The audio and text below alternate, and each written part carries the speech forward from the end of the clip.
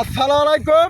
Hello guys, আমি চেতা কাশেম বলছি, পাবনা থেকে সুজানগর থানা আমার বাড়ি। আমি এই 101 বিঘে বই পিস লাগাইছি, আর আমার মতন এই পিস লাগাইছে এই বড় ভাইরা সবাই। তারেক রহমানের কাছে আমাদের অনুরোধ, এই পিসটা 3000 টাকা মন করে দেন। পিসের কোনো দাম নাই ভাই, 400 টাকা মন আর 700 টাকা মন।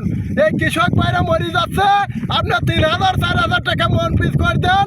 আর এই কৃষক ভাইরা একটা দাবি করছে, এই পিস যদি 3000 টাকা মন না হয়, এরা কোনো পিস লাগাবে না।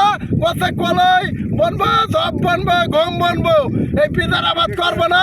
পিস 700 টাকা মন পিস, আমরা এইসব আবাদ আর করবো না। কলাই বনবো যদি তারেক রহমান 4000 টাকা মন পিস না বানা দেয়, তাহলে আমরা এই পিস আর লাগাবো না। আর তারেক রহমানের কাছে আমার এইটুকু অনুরোধ, আপনি এই পিসটা দাম বানা দেন 3000 টাকা মন। এই সব গরিব ভাইরা সবাই মরে যাচ্ছে, আপনি এই পিসটার দাম বানা দেন 3000 টাকা মন। সবাই ভালো থাকবেন, আসসালামু আলাইকুম।